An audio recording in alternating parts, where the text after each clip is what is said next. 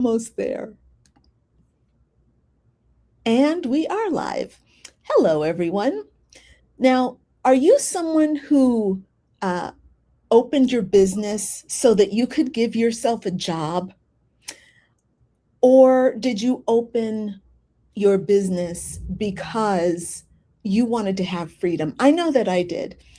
I wanted freedom, uh, mostly freedom with my time. And I wanted to have the freedom of being able to do things my way. Now, I'm very blessed in that I grew up in an entrepreneurial family. I, uh, my mom, my dad, my aunt, everybody has kind of an entrepreneurial spirit. And so I learned early on how to run a business. But most women coaches were not given that.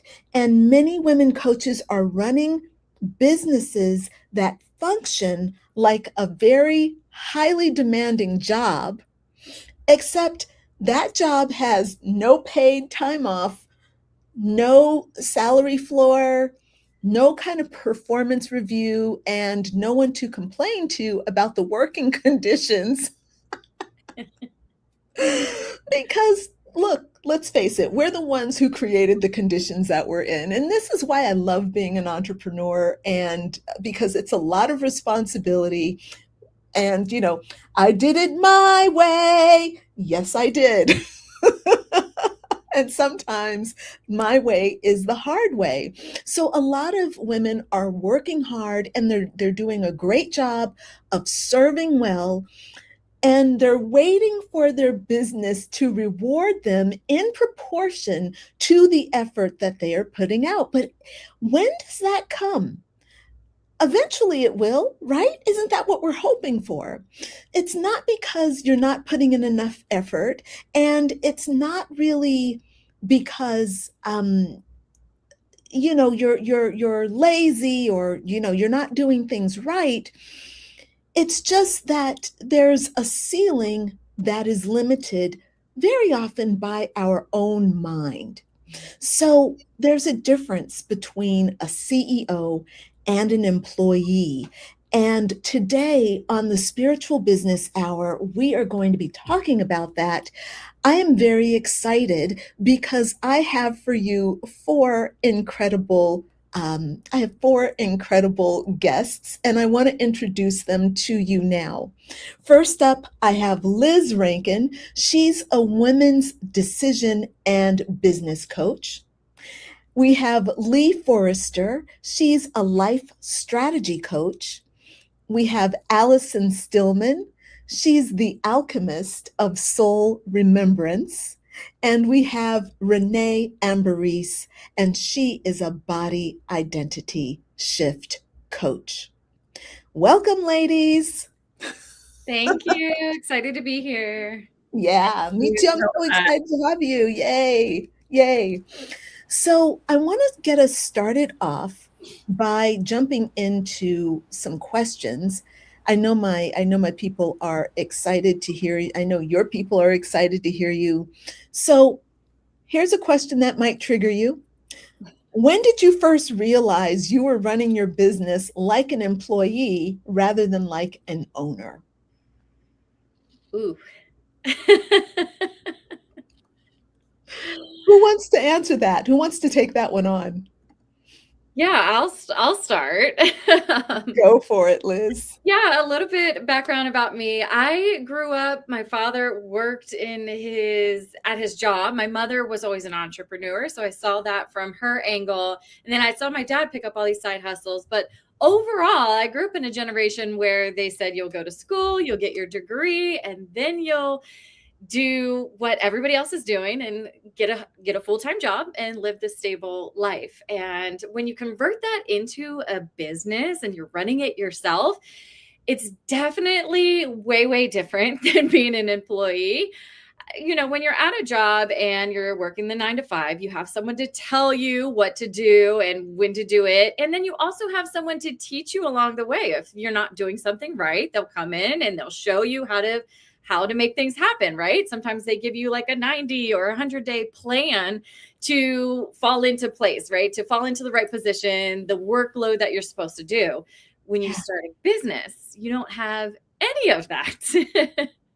So for me, I realized that pretty early on, because if anything, I realized I needed to surround myself with other people that were living their dream life, running their own business, and not trying to figure it out myself. So right off the bat, I started hiring coaches, mentors who had already walked the path that I was learning to walk. And that's similar to having a boss or someone to train you at a 9 to 5. You need to invest into somebody to mentor, to coach you, to figure out how to run a business. Because I believe as women, we all have our passion, our purpose, the thing that lights us up, the thing that we'll spend a million hours on, right? Like I am a decision coach. So I love, and I could spend all day learning about how women think and what are the decisions that hold them back. I will spend eternity on that.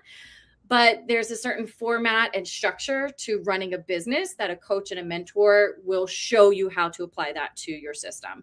So for me, it was pretty early on that I realized, like, I am not getting to where I need to be. I love what I do, but what is the structure? What is the framework around actually making this a full-time thing? I love that so much. And I'm so happy that it came to you faster. Even though I had a huge like family that knew entrepreneurship, the problem with my family is they also worked in the same way I did.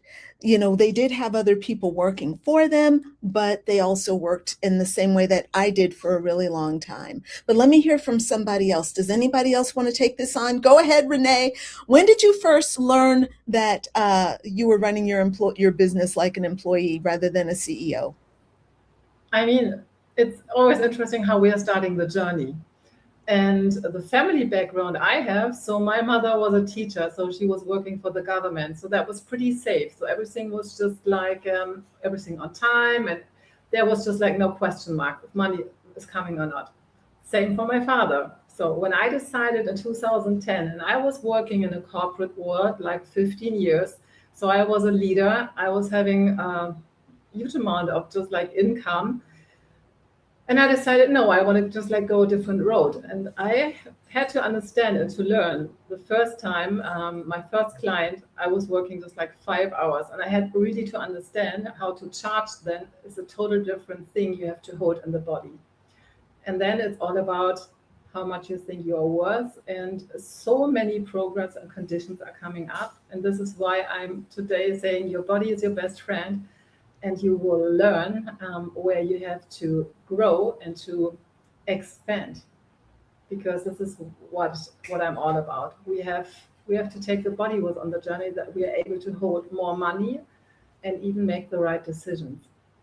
Wow, that is very, very powerful. Thank you for that, because holding it in your body, that when you said that, I'm like, ooh.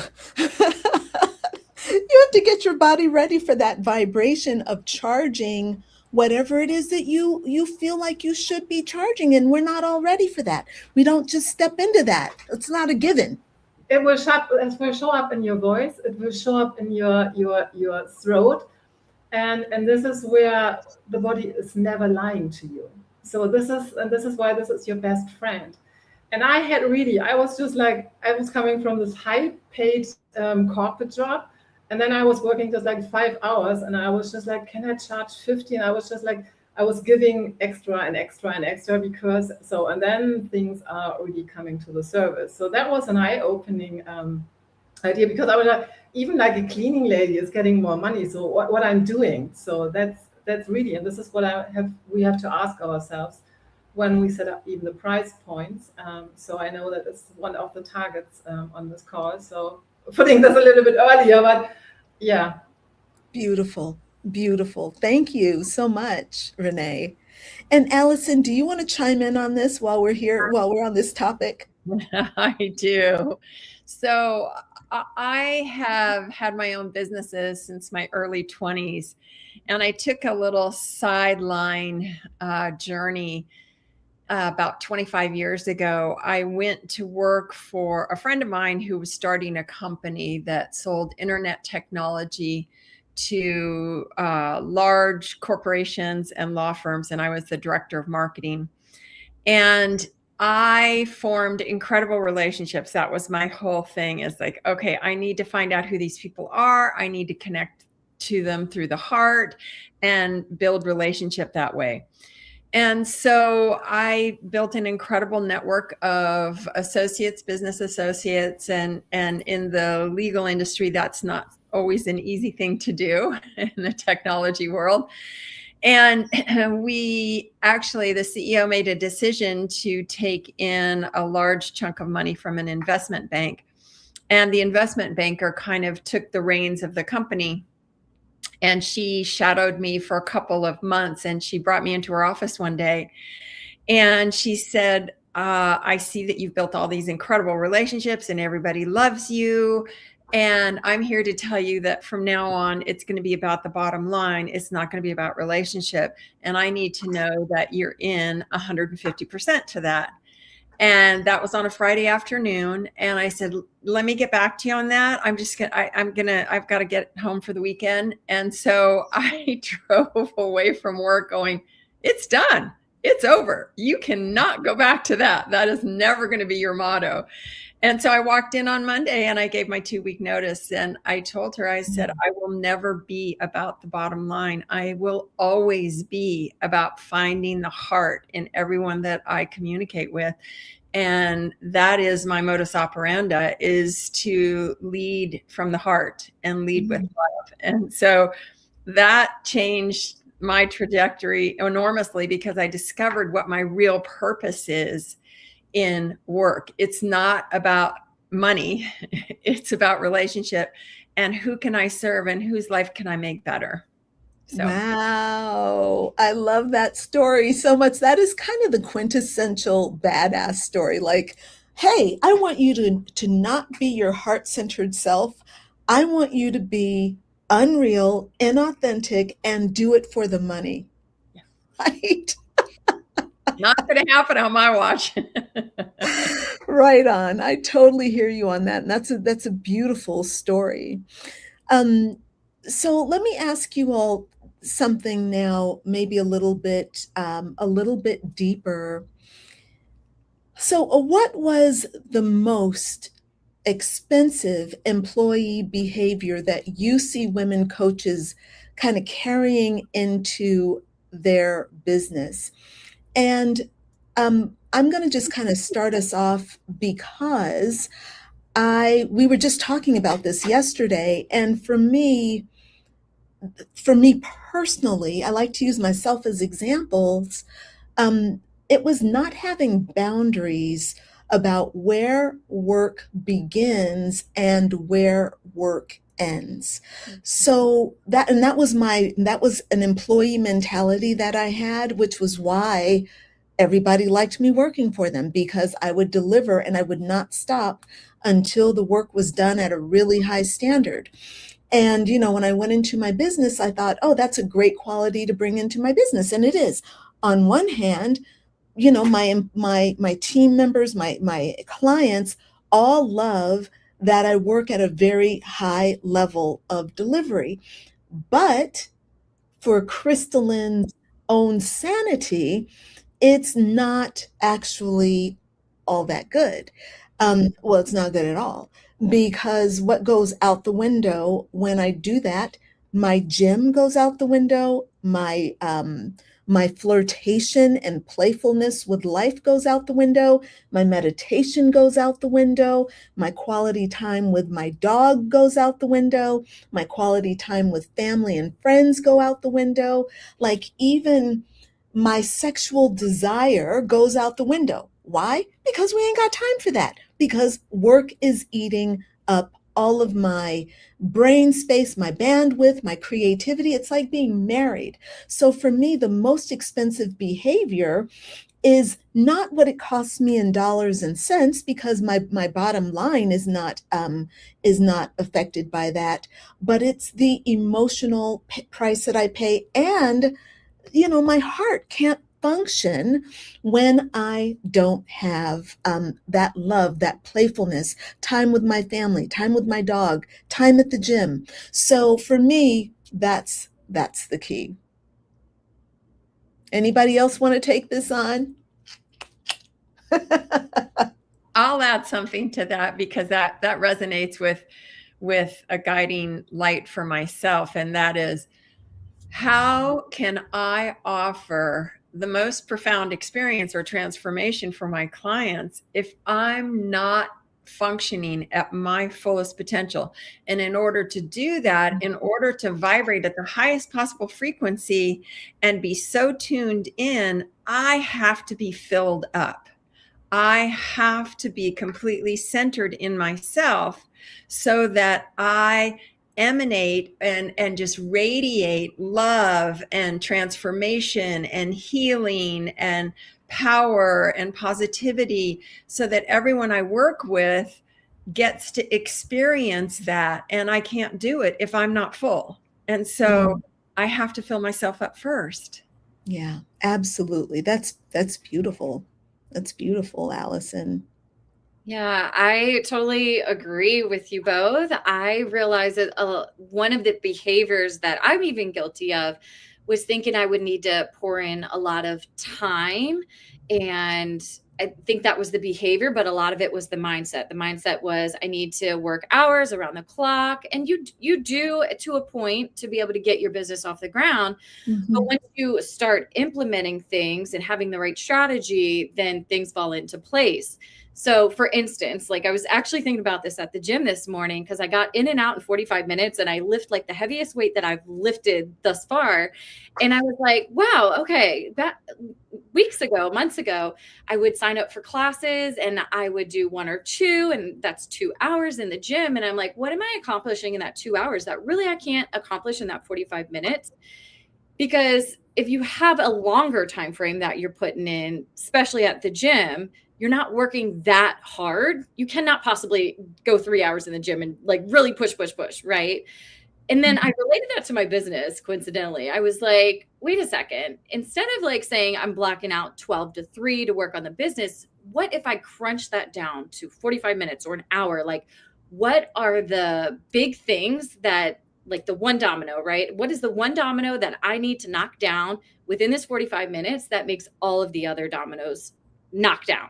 And that will make my business continue to drive forward, even though I'm not putting in the whole 3 hours, but that 45 minutes. So I think for me, the behavior is thinking that I need to spread out and work so many hours on the business.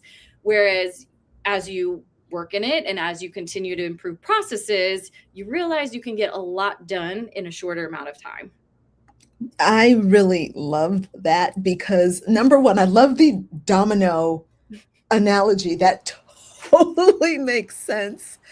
And I also feel a little bit of like, oh, I'm not doing that. That's for sure. So we'll have to talk more about that. Does anybody else want to answer this question or chime in on it? And Lee, I know that you are having a little bit of technical difficulty, but the question was, what is the most expensive employee behavior you see women coaches carrying into their businesses?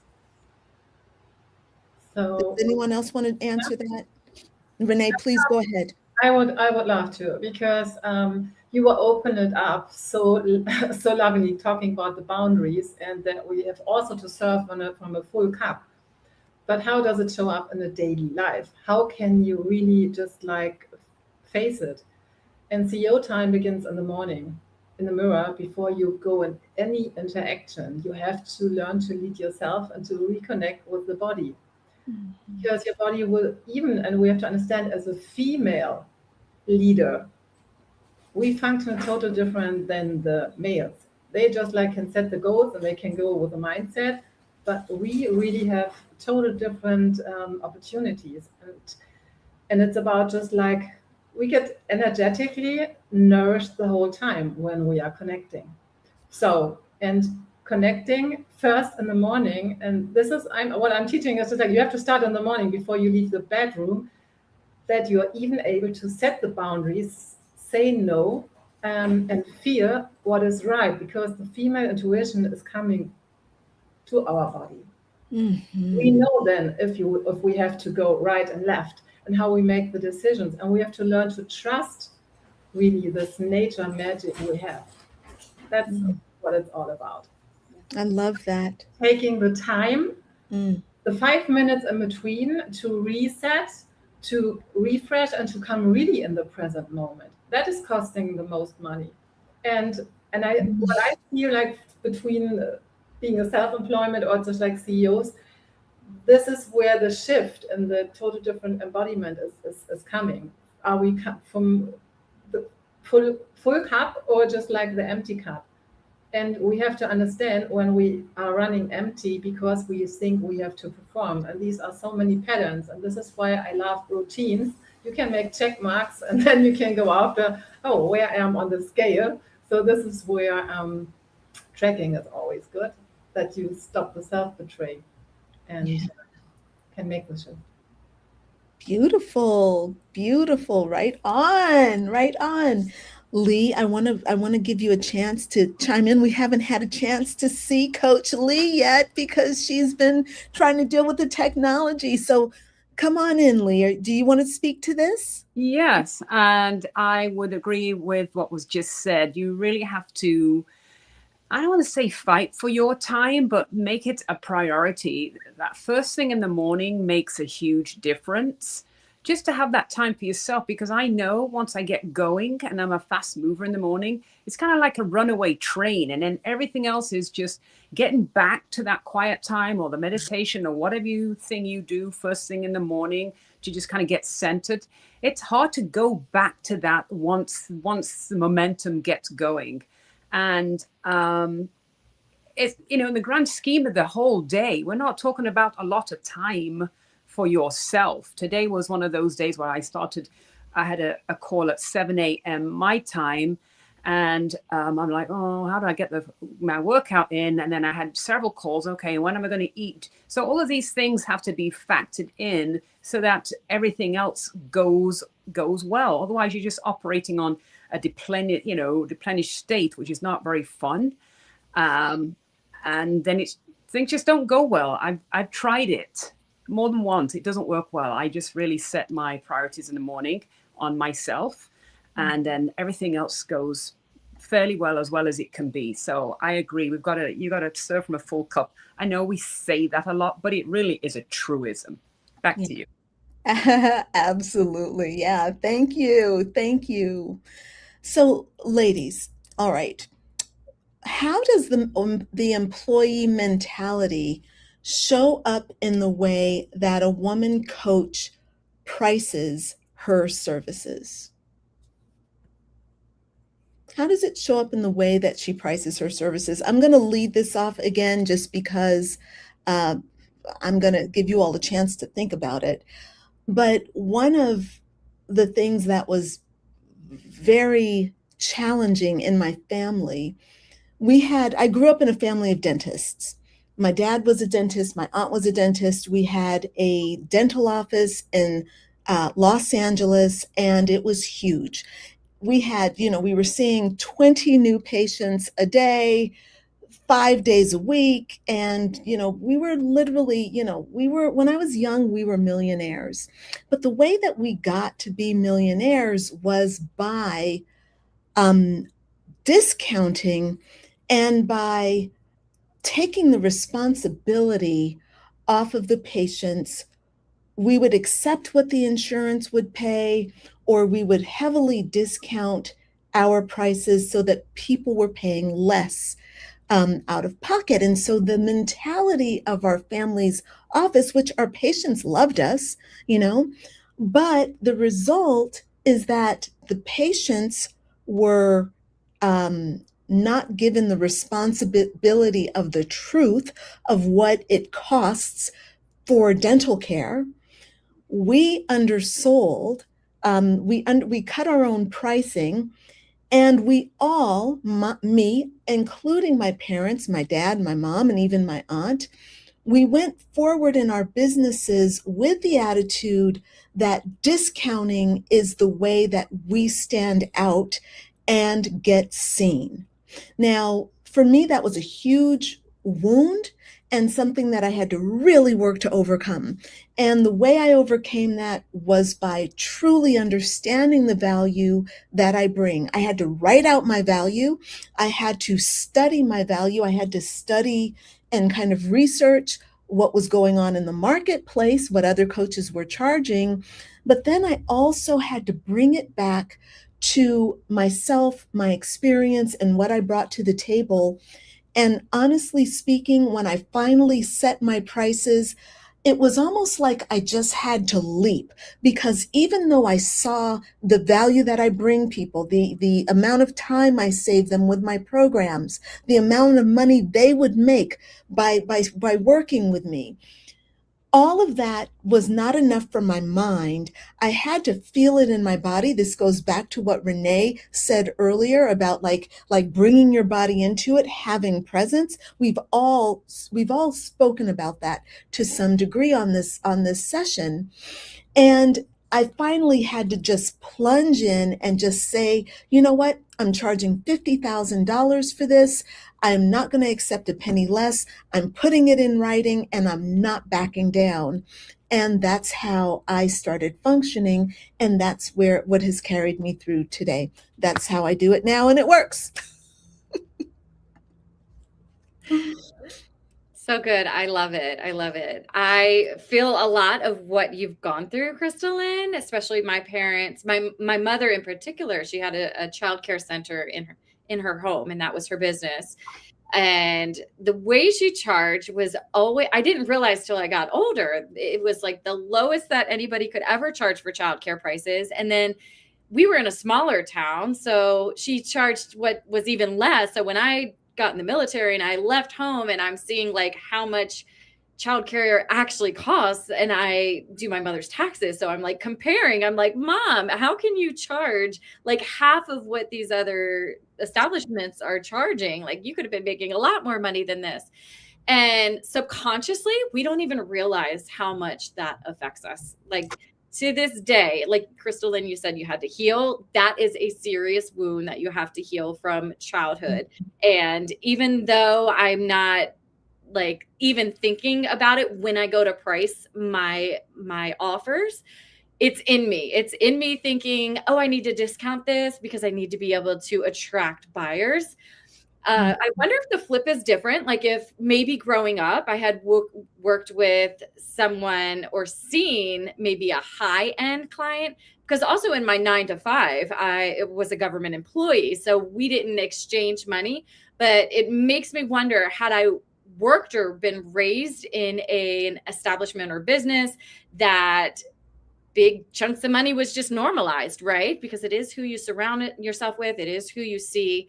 And if that was normal to me, it would feel so much easier to charge a higher price. But I've also healed that wound, thankfully. And it is almost like a new identity that you step into. And also the decision that you make, no, I am worthy of this higher amount. This is what I'm charging. And then practice it a couple of times. Literally put yourself on camera and say, the price of this is this, and that is that. Because the more confident you are in what you're offering, the more confident the buyer is in investing in you and what you have to offer.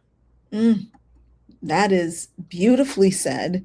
And what a great idea. Like, what if you were kind of born into an environment or into a family where those larger chunks of money were normalized? And I think that personally, I've gotten myself to, I had to kind of immerse myself in luxury, and doing that in Paris, just spending time, taking myself out to really nice restaurants and, having these higher end experiences when I could, actually helped me to understand that, number one, there's a lot of money out there. Number two, my projections about how much money a person has are totally false. Like, oh, this person doesn't have enough money to afford me. Yes, they do. Yes, they do. Don't be, fooled by that. And just kind of allowing myself to understand that the world really is abundant with money, even though it might be not well managed in the world by governments. Okay, that's a different issue. That doesn't mean the money doesn't exist. That means we have some issues with our governments, and that is not an issue of abundance or prosperity. Absolutely. Does anybody else want to take on that question? The question is, what is the most expensive behavior you see women coaches carrying into their business? That's what we were answering, right? No. Yep, that's what we were answering. Yeah. I think it was the next one about the Oh, sorry, ladies. Thank you. how Thank that's you. That's right. affected. How does the employee mentality show up in the way women price their services? Yep. Sorry about that, Yep. ladies. Yep, you're good. Mm-hmm. Does anybody else want to talk about the way women price their services and that employee mentality? I think that is a real huge thing what we have to understand when it comes to the pricing point. And here, this is where you have to see who are you surrounding with yourself. When it comes to the pricing, that's one part. And to find your price that you're comfortable with. So I had to make it practical, like whatever you do, make a list and write how much money you were investing in yourself. That's specific for us women. It becomes visible because it's all about just like the worthiness. We like to spend money for others, but it wants to come the payback. We're getting just like, this is showing up in your voice, this is showing up in your face, this is showing up. Are you comfortable with your price? So make it visible how much you were investing, how much time you were investing for training what you do. See what life experience is coming on the table. So this is everything what you really you have to understand who you really are and what you bring on Excellent. the table. So Excellent. and the price is really, you have to learn to hold it. Money is energy. Let this sink in. Money is energy. Mhm. You have to learn to hold the energy, and this is where your body is your vessel. Really to take the number and just like, yeah, I like the idea, train it with a camera or just like in front of the mirror work. And I love to do so much because this is where you then see what is acting. Are you still smiling or where is coming the tension? So, and play with your voice. Your Mhm. voice is your sound in the universe. It's your uniqueness. And people feel and see things. And this is where the next level is, you have to shift and you have to let go. Mm. Old things and pay attention to what is coming up, why this is not possible, and write it down. Really, this is all about facing it and feeling it and then letting go. Mm. Beautiful. Love it. Yes. Yes. Does anyone else want to speak to the pricing? All right. Well, then let's take a look. Sorry, did somebody say yes? Yes, I did. Go ahead, Allison. Okay. So I think Liz kind of mentioned it too, of the price point is your worthiness. How worthy do you feel of receiving abundance? And if you start to really look at, what was just said too about money is energy. It's so overflowing out in the world. It's the same as the air that we breathe. There's no shortage of it. And the only thing that constricts the flow of the energy to you or the abundance to you is you. It's the contraction that you go into when you think, oh, well, is my program good enough? Oh, am I good enough? Do I have enough experience? Do I have enough wisdom? And we all come in as these pure divine beings here to have a human experience. So how could we not be worthy? And it's, what you all have been saying too, of we bought into these programs as we were growing up, and we were taking on other people's belief systems and growing out of that and letting go of those old beliefs and remembering. I think it's back to that, remembering the truth of who you are as this divine being in the feminine form. Of course you're worthy. Of course you are. And everyone here that's at this round table, we all have decades and decades of experience and can speak from that experience. That's worth gold. That is just worth gold. Wow. I love how we've got a variety of understanding around the CEO mentality and the employee mentality. And I think that the employee mentality is limited because we have to rely, our paycheck is conditional as an employee. Our paycheck is conditional based on whether our employer wants to employ us and whether we do the things that are outlined in our job description. And I think that that's kind of, that's definitely how I was raised as a kid. Like, Crystalline, you need to be a good employee. You need to, show up on time to work. You need to do everything at the highest level so that you can get promoted or get the raise or get whatever it is that you're going to do. You have to do all these things. Otherwise, you may not get a job. You may lose your job, or you won't get the promotion.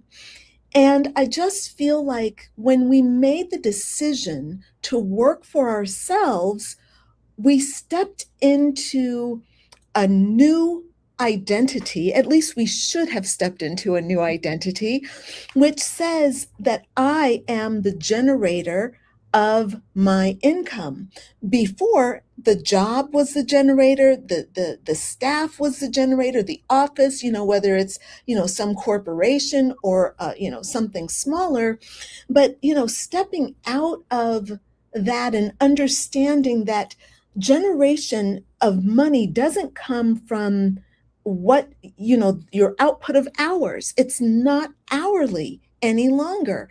It is now based on what you feel in your heart.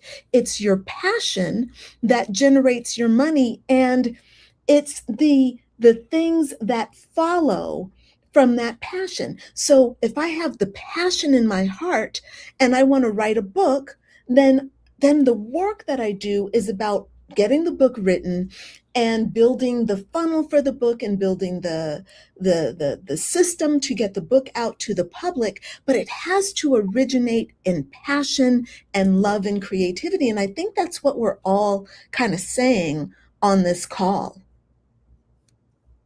Yeah, absolutely. Yeah. So here's the next question. What does a woman actually have to give up when she steps into the CEO identity, right? What does she have to give up when she steps into the CEO identity? Go, Renee. It's pretty simple. She stops to perform and steps in the identity. I know who I am. And this is speaking without words. Yeah, for sure. This is being seen without performing. Mm-hmm. Take a deep breath and feel it. Absolutely. That is gorgeous, man. And understanding who that identity is. I mean, you may not know that until you start living into it. No, you know it. You are not questioning yourself. This is a huge thing. It's not questioning. In questioning, you can feel little tiny things. You feel it in the body. And until this is not released, you have space to just grow. And this is the way. But it feels when you know that you know, because we have this inner wisdom, we know when things are. So this is the inner knowing. This is the embodiment. And whatever, it can be a CEO, whatever, but you have to feel it from head to toe. I would love to just follow up on that because it's just coming in. What if the CEO actually means the Chief Embodiment Officer? And what if that means we have to fully embodiment that role as the CEO? Ooh, I like that. Thank you, thank you, thank you. That's just like, yeah, exactly. This is how it goes. We have to open the rooms now. And this is the female thing of how we can rule the world, not by manipulating and all the stuff, because even this you can feel in the body. We really have to learn new skills. So powerful. So powerful. I know that one of the things I had to give up when moving from the employee to the CEO mentality was this kind of reliance on other people to make decisions, right? I had to be the one to take the risks. When I said, okay, here's the end of this year and the beginning of the next year, what is it that I'm going for? What is it that I want to create? What is it that I want to produce? What is it that I want to see? What experience do I want to have? So a lot of that identity, I believe, is understanding that you are responsible for your life and you're responsible for what you create, and you're responsible for for what you're calling in. And to me, that is incredibly powerful. And once I stepped into that, at first it was scary. It was scary because you're kind of like, how do I spend this day? How do I do this? But then you start getting your legs, you start developing your wings. Like for me, I like the butterfly. That's my company, Badass Butterfly. And once I really understood that I am responsible and that I can take myself and my business wherever I want to go, that's when things started getting really good. Up until then, though, I was awkward. There was that awkward flying stage, but now I know exactly where I am, and embodying that is wonderfully fun. But it did take me a while to get there. Yeah, that's beautifully said. I think for me, what is coming up is she has to let go of her excuses. As an employee, you're able to blame the boss. You're able to blame the coworkers. You are able to blame everybody and anything, leadership, management, whatever it is, you're able to blame them. When you're a CEO, the only one to blame is you. So getting rid of your excuses of being fearful to press record, to your excuses of I'm just going to hide another day. We have bills to pay. Like, we can't hide. There's no more excuses that we're just going to put this off till the next day. The excuse of, oh, I will write the book tomorrow, or I will take the next step tomorrow. Like, your excuses are no longer, we don't have time for that. You've got bills to pay, things to do, house note, whatever it is. Your excuses have been the reason that you're hiding, your fear of judgment, your worried what people are going to say, that you're going to test, you're going to fail, you're going to repeat it, you're going to test it, you're going to fail. Like, you can't hide anymore. So the excuse of I'm so scared what people are going to think about me, which I've definitely struggled with, you can't have that anymore. The excuses have to be gone. Beautiful. Thank you for that. Does anybody else want to chime in on that? All right. So look, it's about time for us to start wrapping up. And what I'd like for us to do, I want to remind you all that we are here. We are all presenters at the Liberated Coach Summit. It's starting next week, but you can sign up now. There is a link in the comments or somewhere in this thread that you can sign up. You're going to meet all the speakers like Renée and Allison, Liz and Lee and myself. All right. But there are 15 other speakers that are a part of the summit. each speaker is going to be talking about one of the shackles that are keeping you as a woman coach from experiencing true liberation, true freedom in your business. So you'll want to sign up to join the summit. Is absolutely free. Each speaker is going to be offering you an awesome gift. I know that I am excited about all of their gifts that they are offering. I'm also very excited because each of them has given a really powerful talk. So if you sign up for the summit, you are going to have full access to all 20 of the speakers, their talks, their free gifts, and we even have a community where you can interact and get to know the speakers a little more personally as well.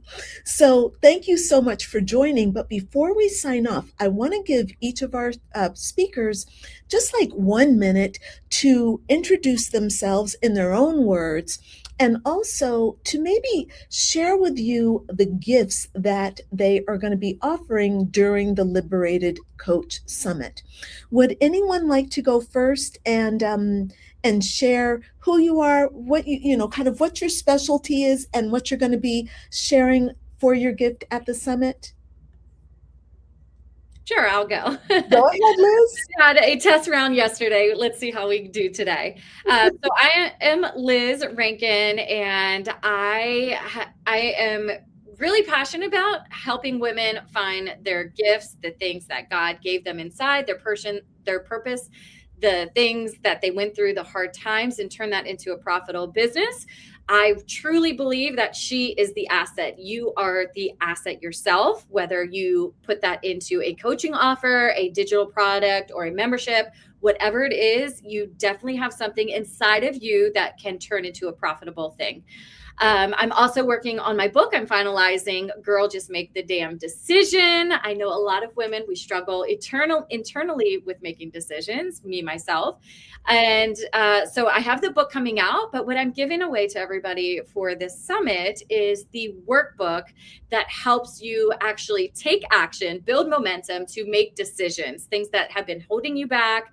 You will be set free. The shackles are being taken off so that you can actually make those decisions and live the best, most amazing life possible. Excellent. So excited about it. I love the title of the book. Girl, just make the damn decision. Excellent. Who would like to go next? Who's ready to introduce themselves? I'll go. Go ahead, Lee. Okay. And so I'm Lee, and I help women. I'm a life strategy coach, and I help women who are maybe wanting to make that step away from one thing to the other, or sometimes they are forced to because life has gone sideways. Often things look glossy on the outside, but not so much on the inside. And one of the words that I think fits perfectly with what we've been talking about today, and if I had to narrow down what I do into just one word, that would be permission. To give yourself permission to do the things that you want to do, because in the workspace you're always waiting for permission, maybe to take the vacation, the time off, to elevate to another position within the company. But in this space, in the entrepreneur space, the CEO space, you get to give yourself permission to shine, to be your authentic self, to use your voice, to build your business, to earn what you want to earn. And in the gift I'll be giving, we're going to talk about not just what we think, but why we're overthinking it. We're just churning it around and around and around, and just take action already. And if it's not quite the right thing, we make another decision. We take another step in another direction, but to not keep overthinking the thing. If it doesn't work, business is marketing, it's trial and error. This product is not quite right. We're just testing the market always to see what's going to take, because the market changes too. It's not just everything we do now is going to work or be viable in the next 6 months or a year. People change, their needs change.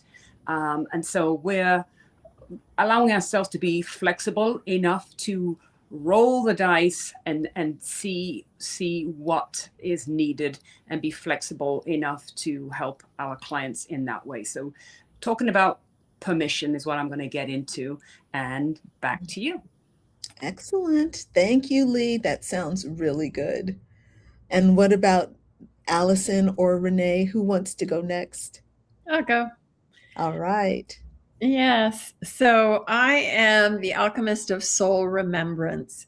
And I have been guiding people deep into the subconscious to release those subconscious beliefs and programs that keep us playing small so that we can really move into alignment with our soul's destiny.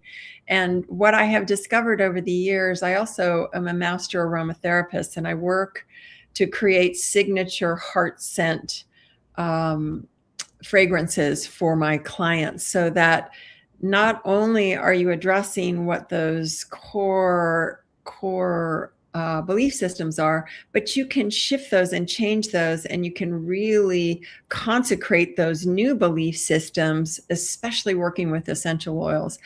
And so I'm just finishing up my next book. And my gift is a small little ebook that has some of the juicy tidbits from my bigger book that will probably be done, I'm going to say, by the end of the month. That's my goal. So thank you so much. Excellent. I know I'm excited about it. She works with essential oils, right? So Allison is like the queen of anointing. She's brought that back, this ancient practice. So I know you all are going to love it. Everyone here and everyone on the summit is just bringing high level teachings and insights that are going to help you at the level of your mind and help you at the level of your body, but also that's going to help you at the level of your business and your money and your time. All right. All the things. So let's hear from Renee now. Renee? So hi, I'm Renée Ambarees, and what does my name mean? It means I bring hope and I bring light, and I am reminding you, you are the boss, you're the chief, no one else. So what I'm doing is I'm helping women, specific after 40, to reconnect, to come back in alignment with their body, with their face, with their voice, and with the nervous system. Mm. And this is showing up in your face because this is your business card. Your body is your best friend, and your message you speak without words. Okay. So, and you can reprogram everything. So, and I've been to all self betray. I'm doing the work. I call my method Yoga for Face, 4 steps to serve the daily life after self betray, after sabotage. And I'm doing this because the loss of my kids. So I'm guided from heaven. So whatever was happening in your life, your smile is your key that brings you back to paradise. That's so beautiful. Thank you so much. And my name is Lynn Bell, and I am going to be, I'm the host of the summit. I put this whole summit together because I work with women. I'm a spiritual business mentor, and I work with a lot of coaches who really have a passion for coaching, but they don't know how to build their business. And in my humble opinion, it makes sense. You didn't go to business school, you went to get your coaching certification, and you want to help people, but learning how to run a business really takes a lot of energy and effort and focus, and it can pull you away from the joy that you have in being a coach, being a healer. And I wanted to bring you back into the pleasure of coaching. And that's what this summit is about.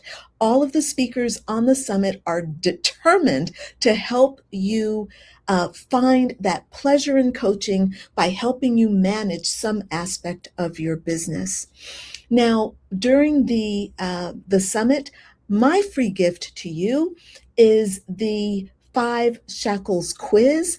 It is a quiz that helps you understand where you are and where you are shackled somewhere in your coaching business, whether the shackle is around your mind, your time, your business, your money, or your pleasure.